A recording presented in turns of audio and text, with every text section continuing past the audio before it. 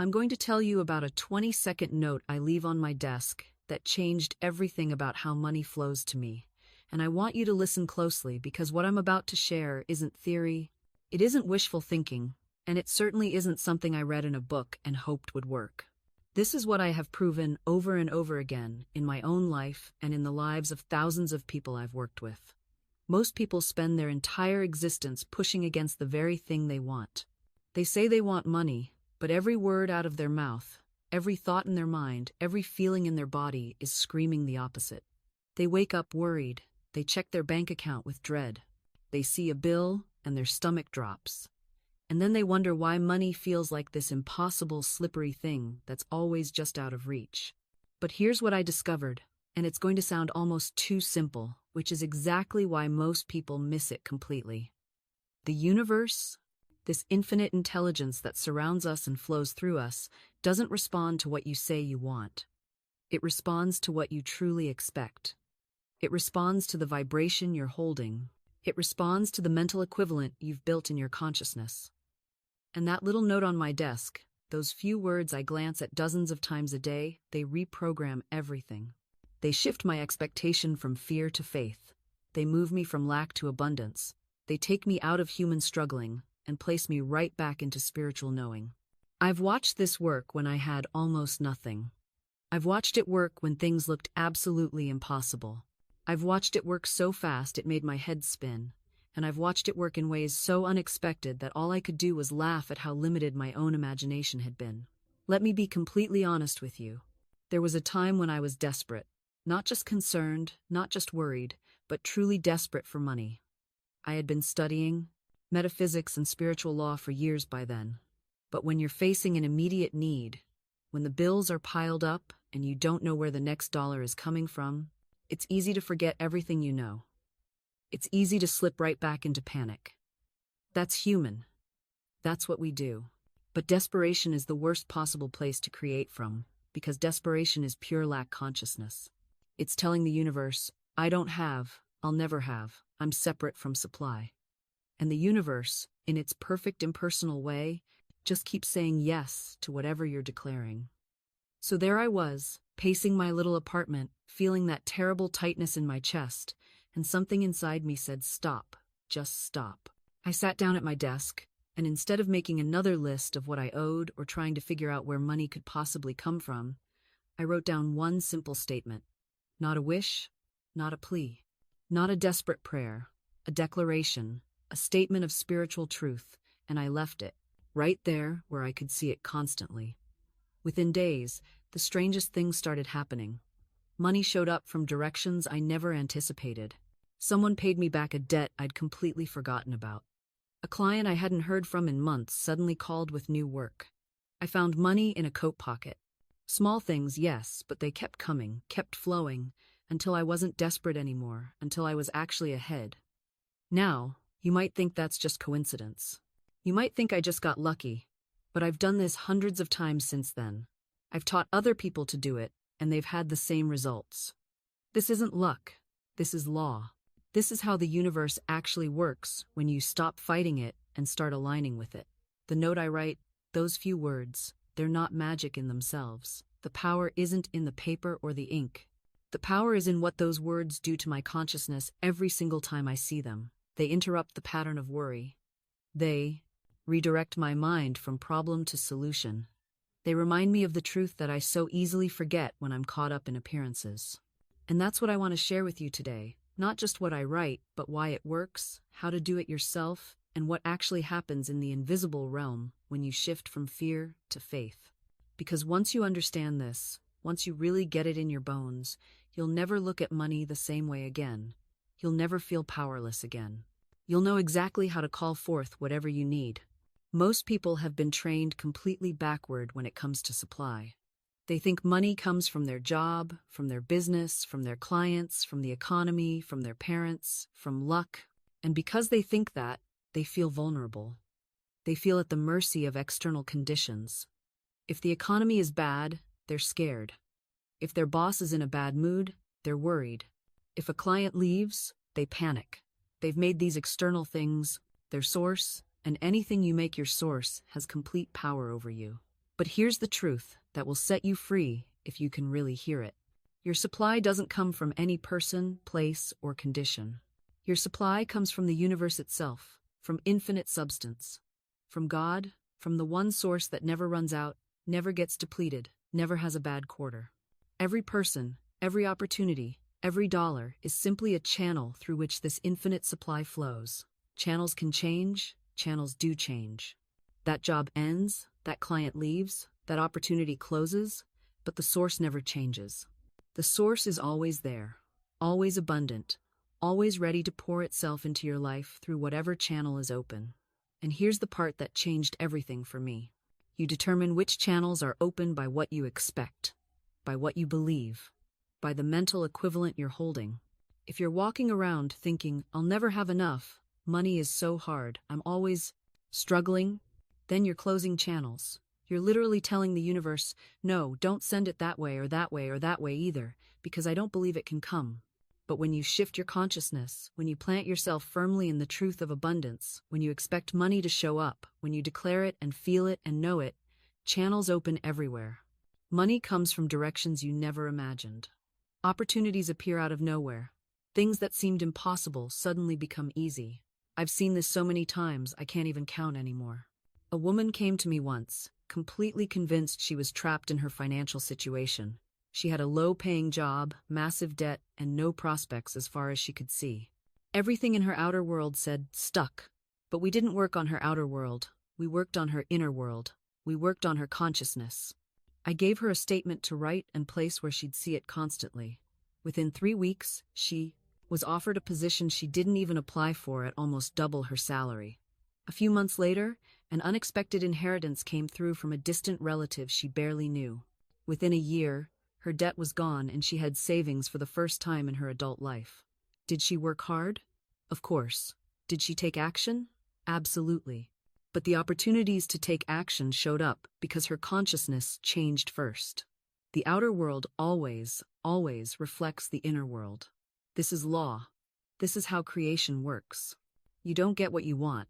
You get what you are. You get what you expect. You get what you believe is possible for you. So this note I keep on my desk, it's not about asking for money. It's not about begging or hoping or wishing. It's about declaring what is already true in the spiritual realm and watching it manifest in the physical realm. It's about shifting my identity from someone who needs money to someone who is supplied by infinite abundance. And that shift, that internal shift in consciousness, changes absolutely everything. Let me tell you what happened just last month. I had an unexpected expense come up, something I hadn't planned for, something significant. The old version of me would have immediately gone into fear, into stress, into that terrible mental spiral of how will I handle this? Where will the money come from? What if I can't? But I've trained myself differently now. The moment I noticed that fear trying to creep in, I looked at my note. I read those words. I felt the truth of them settle into my body, and instead of worrying, I simply expected the supply to appear. I didn't know how. I didn't try to figure out how. I just knew it would, because I know how this works now. 3 days later, I received an unexpected payment for work I'd done months before that I thought had fallen through. It was almost exactly the amount I needed. You might say that's coincidence, but I don't believe in coincidence anymore. I believe in consciousness, creating reality. I believe in mental equivalents, manifesting as physical conditions. I believe that what you hold in mind, what you truly expect, must appear in your experience. Here's what most people don't understand about faith. They think faith means hoping something good will happen even though you're terrified it won't. They think faith is this fragile, delicate thing you have to protect and nurture and desperately cling to. But that's not faith. That's just hope mixed with fear. Real faith is knowledge. Real faith is certainty. Real faith is looking at what appears to be true and saying, that's not the whole truth. The spiritual truth is different, and the spiritual truth is what's ultimately real. When I write my note and place it on my desk, I'm not hoping it's true. I'm not wishing it's true. I'm declaring what I know is true and reminding myself to stay aligned with that truth instead of being hypnotized by appearances. Because appearances are always temporary. Appearances are always changing. What looks impossible today can completely transform tomorrow if your consciousness shifts. I've seen it over and over again. The person who seems to have no options suddenly has abundant options. The money that seemed unavailable suddenly flows. The opportunity that didn't exist suddenly appears. Not because the outer world magically changed on its own, but because the inner world changed first, and the outer world had no choice but to reflect that change. This is how creation works. Consciousness always comes first. The visible world is always the result of the invisible world. And you have complete control over your invisible world, over your thoughts, your beliefs, your expectations, your declarations. Now, I know what some of you are thinking. You're thinking, but Florence, I've tried affirmations, I've tried positive thinking, I've said nice words to myself, and nothing changed. And I believe you. Because there's the difference between repeating words you don't believe and making declarations that shift your actual consciousness. If you say, I am abundant, while everything in your body is screaming, I'm scared and broke, those words have no power. You're just lying to yourself. And on some level you know it, and the universe knows it too. What I'm teaching you is different. This isn't about lying to yourself. This isn't about pretending. This is about recognizing a deeper truth and aligning yourself with it. It's about understanding that the spiritual realm, the realm of infinite possibility and abundant supply, is more real than what you see with your physical eyes. And when you write your note, when you create your declaration, it has to be something that resonates as truth for you. It has to be something you can actually believe, even if you can't see it yet in your physical reality. For me, it's not, I have $1 million when I clearly don't. That would just create internal conflict. Instead, it's a statement about the nature of supply itself, about my relationship to the infinite, about the truth of abundance that exists regardless of what my bank account currently shows. Here's what I write, and you can use these exact words or modify them to fit your own understanding, but these are the words that have worked miracles in my life over and over again. I write, Infinite Spirit, open the way for my immediate supply. Let all that is mine by divine right now reach me in great avalanches of abundance. That's it, 20 seconds to write. But those words contain everything. They acknowledge that there is an infinite source. They claim my connection to that source. They call forth immediate manifestation, not someday, not eventually, but now. They recognize that there is supply that is mine by divine right, meaning it's meant for me, it belongs in my life, I'm not grabbing or stealing or desperately chasing. I'm simply calling forth what is already mine in the mind and spiritual realm. And that phrase, great avalanches of abundance, does something powerful to my imagination. It creates an image of overwhelming supply, of more than enough, of abundance that sweeps away all lack. Every time I read those words, something in me relaxes, something in me opens, the fear dissolves, the worry fades, and I find myself expecting good. I find myself looking for evidence of supply showing up, and whatever you look for, you find. If you're looking for evidence that you never have enough, you'll find it everywhere. If you're looking for evidence that you are supplied by infinite abundance, you'll find that everywhere instead. Let me tell you about a man I worked with several years ago. He was a businessman, very practical, very logical, very skeptical of what he called woo-woo nonsense. But he was also desperate. His business was failing. He was about to lose everything. Someone dragged him to one of my talks, and he sat in the back with his arms crossed, I clearly not wanting to be there. But something I said broke through. I told the audience that very night, you cannot lose what is rightfully yours by divine appointment. He told me later, those words hit him like lightning. He went home, and instead of obsessing over his failing accounts, he started speaking a new word. Every morning he'd say, Infinite Spirit, open the way for the divine plan of my life to manifest. Let the genius within me now be released. Let me see clearly the perfect plan. Within 2 weeks, an idea came to him, not from struggle, not from desperation, but from that quiet inner voice. He pivoted his entire business model. Within 6 months, he had tripled his previous income. But here's what matters most, he said. The money was secondary to the peace he found. He stopped living in fear. He stopped making decisions from panic. That's what I want you to understand. When you align with this law, life becomes a completely different experience. The universe begins to arrange itself on your behalf. Now, I know some of you are thinking, but Florence, I've tried this. I've said affirmations, I've visualized. Nothing changed. Let me be very direct with you. If nothing changed, you weren't truly working with the law. You were working against it without realizing it. You see, most people say one thing and believe another. They affirm abundance while feeling fear. They speak words of success while harboring deep conviction of failure. They're trying to paint over rust without removing it first. The words must be backed by conviction. Not hope, not wishful thinking, conviction. Here's how you build that conviction. You start with the small things. You practice on something that doesn't have your entire ego wrapped around it.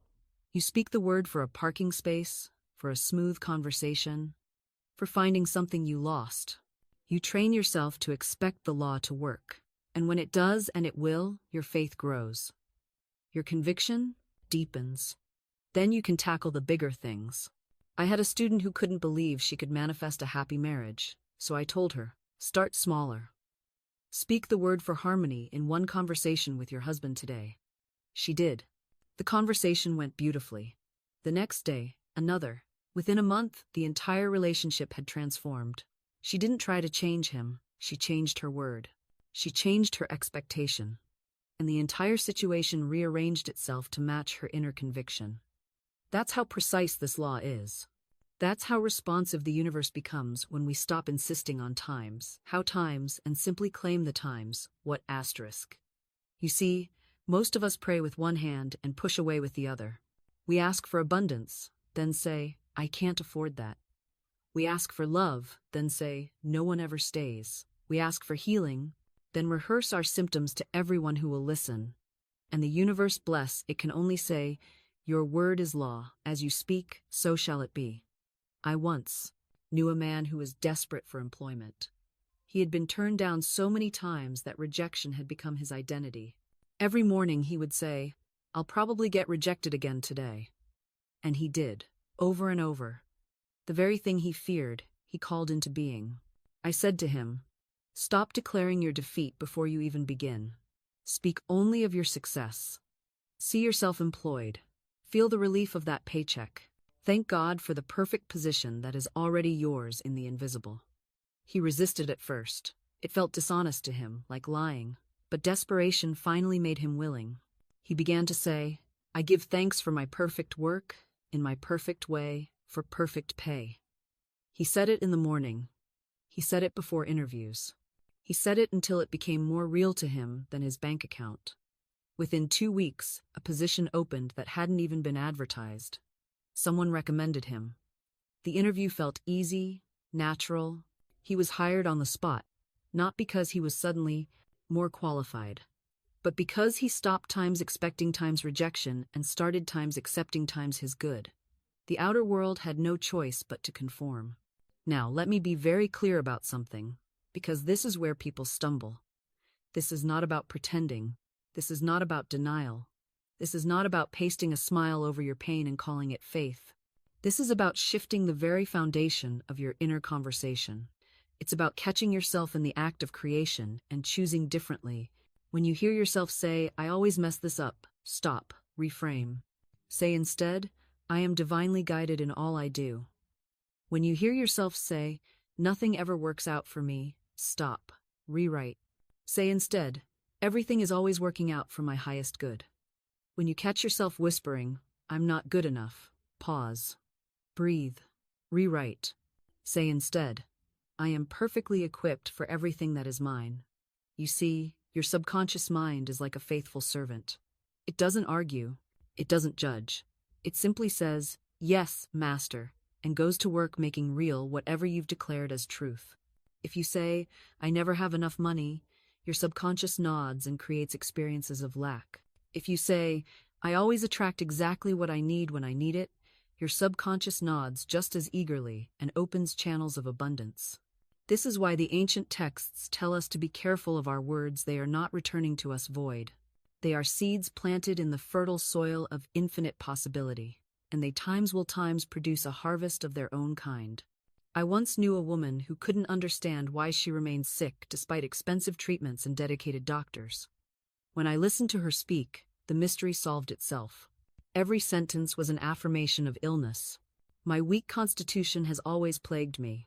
I come from a family of invalids. I suppose I'm just not meant to be healthy." She was writing her own prescription for continued suffering, renewing it with every breath. I gently suggested she change her inner dialogue. Instead of rehearsing her symptoms, she began to declare, "Divine perfection is expressing through every cell of my body. I am vibrantly, radiantly whole."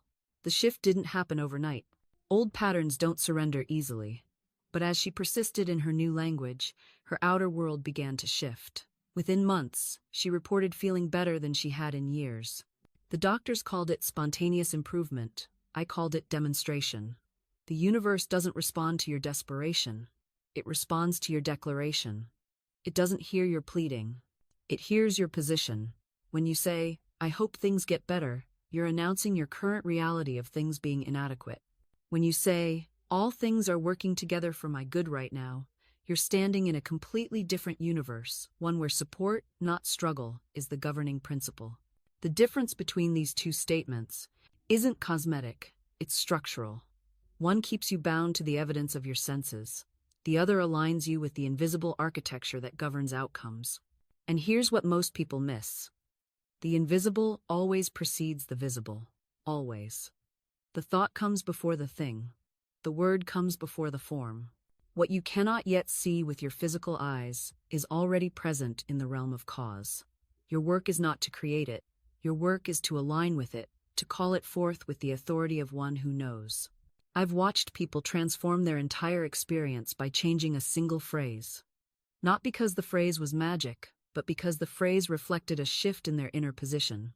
A woman once told me she had been affirming for weeks, "I'm trying to feel abundant," and I said to her, "There's your problem. You're trying." Trying is the language of effort without faith. It's striving without arrival. She changed her statement to, "I am abundance expressing itself through me," and within days, opportunities began appearing that had been invisible to her before.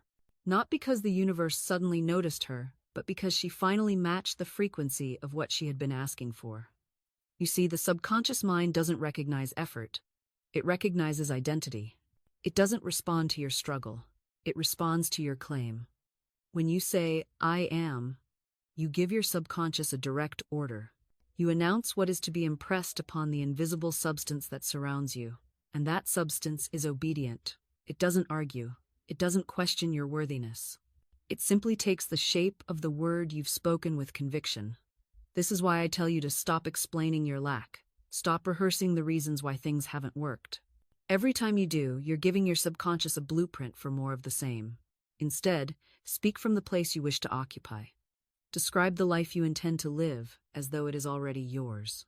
Not because you're pretending, but because in the realm of truth, it already is.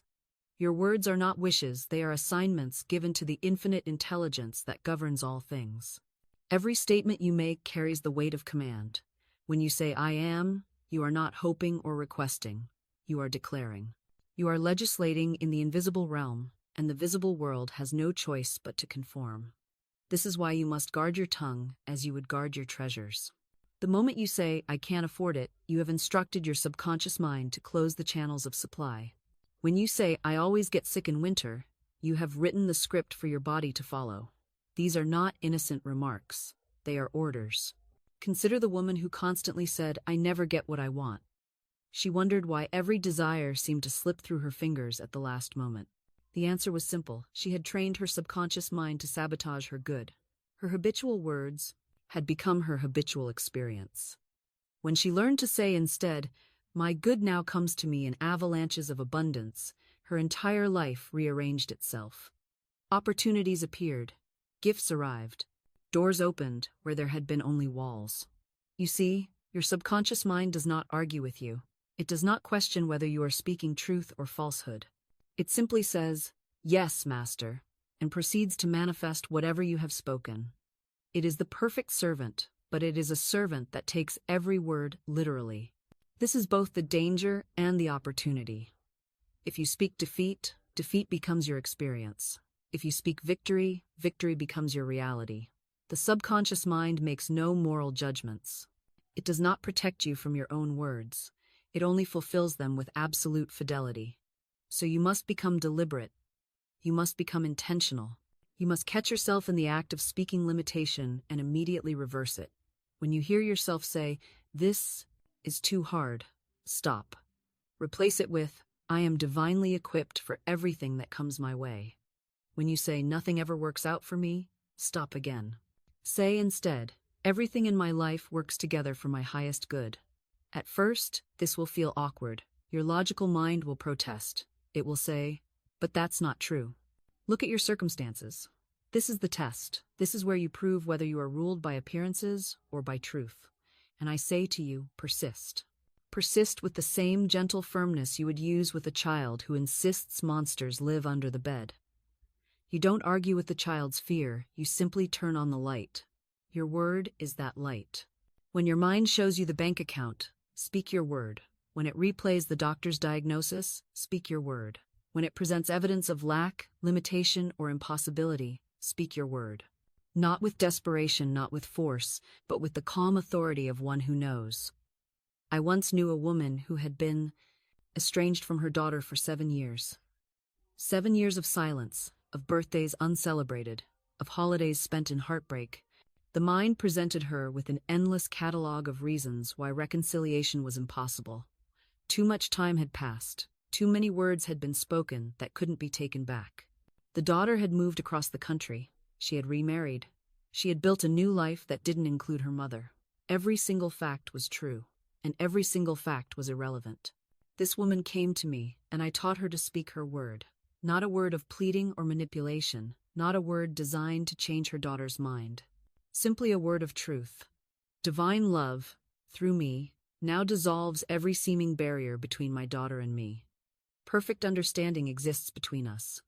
She spoke it morning and night. She spoke it when her mind showed her the silent telephone. She spoke it when Mother's Day arrived without a card. She spoke it when mutual friends reported that her fort card daughter had no intention of reconciling. And do you know what happened? 3 months later, on a Tuesday afternoon with no warning whatsoever, her daughter appeared at her door. She simply said, "I don't know why, but I had to come." The woman asked me later, "Did my words make her come?" And I said, "No, your words didn't change her. Your words changed the invisible structure of reality itself. They dissolved the barrier that existed not in space, but in consciousness. And when that barrier dissolved, the physical manifestation, the reconciliation became inevitable. This is how creation works, not from outside in, but from inside out. You are not trying to manipulate matter. You are not pushing against resistance. You are speaking into the invisible substance that becomes all visible form. You are impressing upon the universal mind a new pattern, and that mind, being perfect and obedient, produces it in your experience. This is why your word has such tremendous power when, spoken with conviction and joy. The universe does not distinguish between idle chatter and deliberate decree, but you do. And when you consciously choose words that align with your desired reality, when you speak them with the full weight of your belief behind them, you activate the law with precision and speed. I have seen people transform their entire financial situation simply by changing what they habitually say about money. Instead of, "I can't afford it," they begin to say, "Money flows to me easily and constantly." Instead of, "I'm always broke," they declare, "I am a magnet for prosperity." And they do not say these things once. They say them daily, with feeling, until the words become more real to them than their current circumstances. And here is what happens. The universe, which has no choice but to respond to your mental and verbal impressions, begins to rearrange circumstances to match your new declaration. Opportunities appear. Unexpected checks arrive. Ideas come that lead to income. The channels open because you have opened them with your word. This is not fantasy. This is spiritual law in operation. Your subconscious mind is also listening to every word you speak. It does not argue or judge. It simply accepts what you tell it as true and works day and night to make your outer world reflect your inner convictions. If you constantly tell it you are tired, it will create fatigue. If you tell it you are energized and strong, it will vitalize your body. Your subconscious is your faithful servant, but it can only serve the orders you give it. So become aware of the orders you are giving. Listen to yourself throughout the day. What are you saying about your health, your relationships, your finances, your future? Are your words building the life you want, or are they reinforcing the life you no longer desire? If you catch yourself speaking lack, limitation, or fear, stop immediately. Do not berate yourself, simply correct the statement. Say, instead, what you wish to be true. Speak the desired outcome as though it is already done. This is not lying. This is aligning with a higher truth, the truth of what is possible, what is already yours in the spiritual realm, waiting only for your recognition and acceptance.